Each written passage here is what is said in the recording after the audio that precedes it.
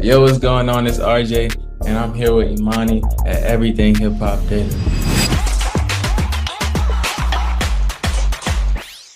First and foremost, before I get started on any of your music, your artistry, anything of that nature, first, I just want you to introduce yourself to the people who do not know you. My name is RJ. I'm a singer, songwriter, rapper, all around artist from New Orleans, Louisiana.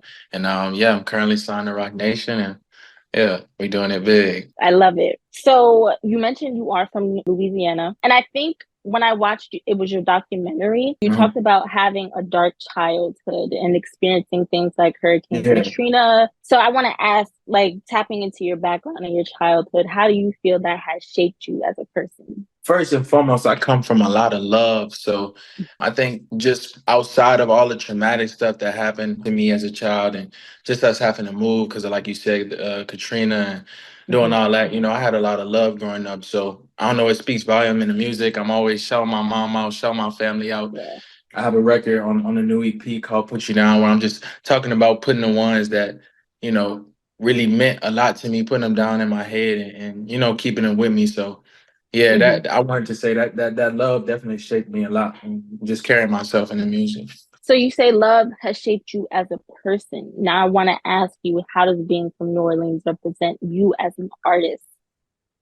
Yeah, all around, New Orleans is a tough place to make it out of, and a tough place to just grow up in. So I think my confidence in my music and the way I like to put bars into the music. We got a lot of greats, out of New Orleans. Lil Wayne being one of my favorite rappers, and he's just like a musical genius. So just having that being so close to home makes me and inspires me to just want to be that great. So I definitely put that into the music as well as the singing. Frank Ocean is another one from New Orleans who I idolize. So yeah, that Mhm. I take those inspirations from my city. I do love that. I really do. Now you mentioned confidence. With today, we're always, tapping into mental health and things like that. So briefly, I just want to ask, like, how did you gain your confidence? I know you mentioned like your upbringing, but like, was it like your mom always saying affirmations to you or something? Like, what was Yeah, it for you? yeah, for sure. So, again, outside of the love, I grew up mainly just me and my mother. Hmm. My father wasn't too much present in my life, so it was kind of hard, you know what I'm saying? Especially confidence wise, because I feel like as a young child, we need both parents, the encouragement of both our parents to, just make it in life. But I just had my mom, but thankfully she definitely installed confidence in me, made me believe I could do anything. So, music was something I was always passionate about. I always loved, and my mother loved poetry and she loved to write. So, I just learned a lot from her and incorporated into my music. So yeah, my Hmm. mom was very supportive and putting the music out over years, and having her support, it just made me even more confident in my career. Swear, I love mother and son relationships. They're just always so loving. Yeah, I love my mom. That's like my best friend for real. I love that. I really, really do. So now, jumping into your music. Okay, So yeah. when you first got your start in music, you said that you shared it. Like you shared it online. I think it was Yeah, SoundCloud, I believe. And you yeah, said it yeah. like it just got traction. But was there like a special strategy you had? Like, did you have a marketing plan when you put it out, or when you put it out, it just Nah. Yeah, when I put that out, I had to be like 16. So I was really just getting used to using the internet and social media. I didn't have like Mhm. an iPhone until I was like 16. My mom wouldn't let me get one. So this was all new to me, like just recording myself and like using Mhm. Instagram, SoundCloud, all that stuff. So yeah, it definitely was just awesome. Like, I'm gonna go somewhere, record this. I think we Mhm. recorded in like a closet, just having fun, and I just put it out and it did what it did. But definitely once it made the moves that it did, I knew for sure that this was something that I wanted to do. Hey, heard you. So what kind of artist do you want to be defined as? That's an interesting question. I think I want to be defined as an artist who's true to himself. I think a lot of those artists get major respect today, Kanye being one of them. You know what I'm saying? You can't put Kanye in a box. He has a Mhm. gospel album, he has a this album, that album. So I just want to be looked at one of those artists who's just a all around respected creative. Of course, as you should. Now, you mentioned you're signed to Roc Nation. So what was that moment like when you first signed? It was pretty surreal. I feel like manifestation is real. You know, this Mm-hmm. is something that I've definitely been manifesting, praying for. Just not even so much so being with Roc Nation, but being with a team that, you know, support the music and is really gonna get me to the next level. So yeah, it was surreal, you know, and it still feels surreal, you know, being so close to people that I looked up to when I was younger and just being in the same office building as these people, like it's fire, it's dope. Do you mind painting the picture for us, like how that first meeting was when you first signed, or? Yeah, I was out and about. I was moving around. You know, I took the call, of course, and there was like a large Zoom meeting with so many faces. I just was like Oh, overwhelmed, you know, and uh-huh. there was a lot of good talk. But yeah, just right away, I knew that they were interested in not just the music, but who I was as a person and what I Hmm. could bring to the table. So it was like speaking with family for real, and that's exactly what we are, like a family. Yes, I love that. And I feel like most people don't hear about like what that first signing moment was Yeah, like. So that's why I yeah. asked if you could paint the Yeah, picture it's for us. major. It's huge. You know what I'm saying? I told the homies, told my mom, like it was Hmm. big. Yeah, it was huge. In addition to the congrats, let's talk about your new EP, Heart Yeah. on Wax. Let's Yeah. let's talk about that. Let's touch base. Okay, so yeah, Hard on Wax, my EP is out now. It's my third body of work Hmm. this year. I dropped two independent mixtapes and then this the one we got with Roc Nation. And yeah, it's a 5-song EP. It's Hard on Wax. It's about the phases of me, you know, the phases of human beings. Just by my music being so like multifaceted, you know, like I said, people try to put me in a box, but with this one, I'm really exploiting who I am and the type of music that I create. Now you also have a documentary. Was not a part of the EP though. No, yeah, it dropped before the documentary. Yeah, And I it mean, was it dropped before the EP. Yeah, but it was also the anniversary of your first album, yeah, You're of the the Problem, first right? album. Yeah, yeah.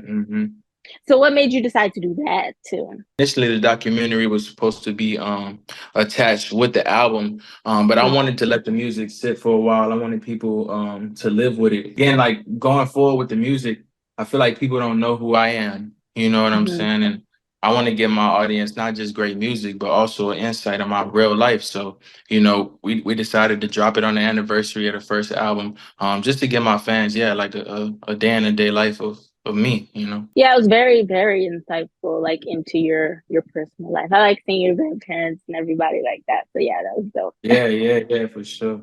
Thank you. Yeah, of course. So back to Heart on Wax. You held playback sessions in New York and Atlanta, right? Yeah, yeah.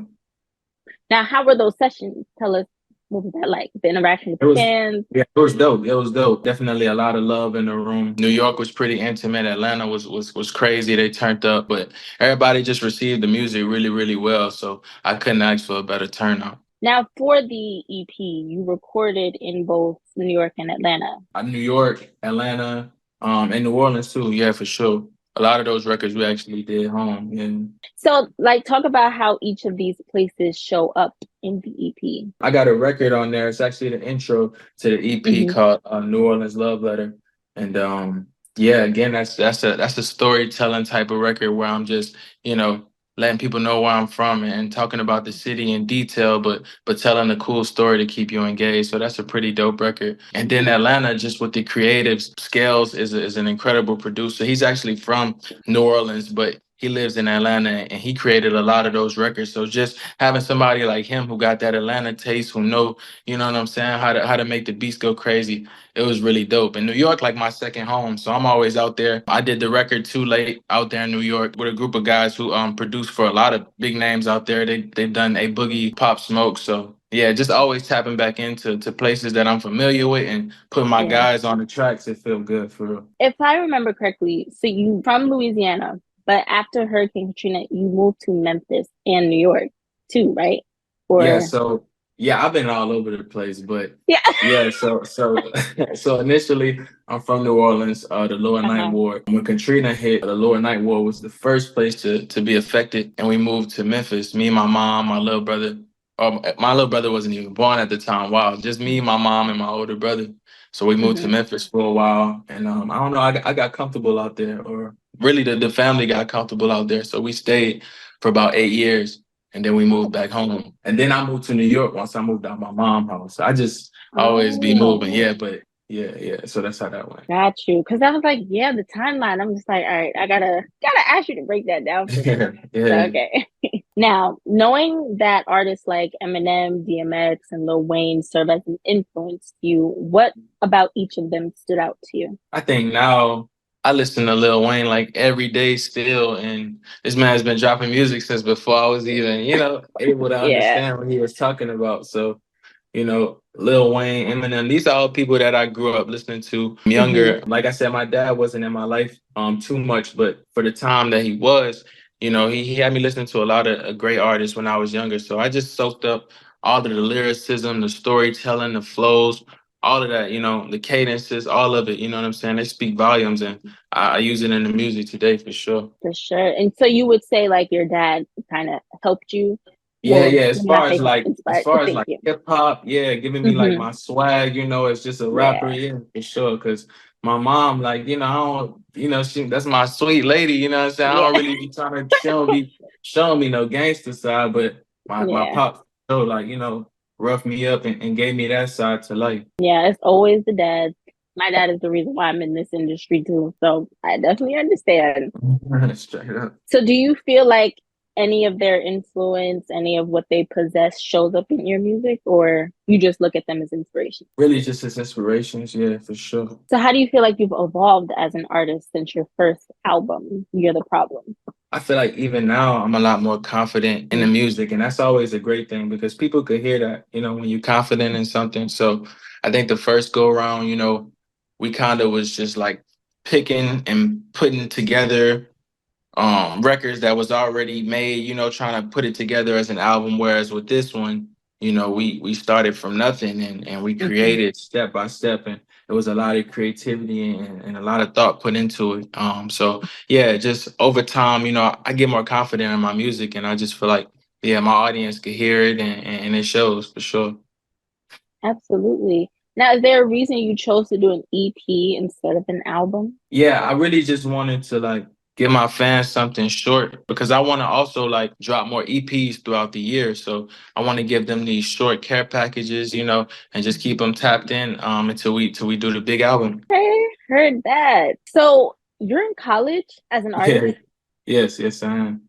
Now, how do you balance that? I take classes online, so everything is Okay. pretty manageable. I'm still able to hit the studio or, Hmm. take flights or do whatever I need to do. So yeah, I manage it. Now, as an artist, why is it important for you to graduate from school still? Really, I just want to, I always like to learn new things, and it's Hmm. definitely something that I always just wanted under my belt. I'll be one of the first in my family to get their degree. So, and Okay. most importantly, I want to make my mom proud. So, yeah, just want to go get that. You seem booked and busy, truly. But For it's a sure. good thing. It's a good thing. Yeah, I try to stay Amazing as thing. busy as possible for sure. So, in my research, you mentioned that you want to remain vulnerable with your fans. Yeah. Now, as a guy, I Mhm. like for me when when guys they always be like they want to get more in tune with their feelings or understand their feelings. But then as Mhm. soon as you guys do, I feel like you guys get tough and women start calling you soft and everything like that. So as a Yeah. man, how do you manage that to remain vulnerable and just still, be a man? Yeah, well, I mean, I know my audience. I like to talk to the women when I make the music, and I feel like it's important to be vulnerable. You know what I'm saying? I feel like that's what people want to hear at the end of the day. So I never really too much think about if how the vulnerability is going to affect people looking at my character or anything like that because it's authentically me. So what would you say your proudest moment thus far is in your career? I think right now I'm always proud of what I've most recently done. So me dropping this EP, my second body of work with Roc Nation, Hard on Wax is doing really good, and the fact really super confident in the music. I'm super proud about it. I'm happy for you. I really, really am. Thank you, Oh, thank you. okay, great. No problem, no problem. So I only have like one more question for you. Crazy. Oh, my last question to you is just simply when people hear the name Rjae, what do you want people to take away or think of? Man, I want people to be inspired when they hear my name. I want people to be, yeah, yeah, most definitely just inspired and I want to carry a legacy, just an all around great creative, like I said, just someone who they could, yeah, look up to and vouch for sure. I respect that. I really do. Yeah. Last but not least, tell the people where they can follow you and find you. Everywhere you look, RJAERAP, Instagram, Twitter, TikTok, RJAERAP. Hard on Wax out right now. Make sure y'all go get the EP. It's dope, man.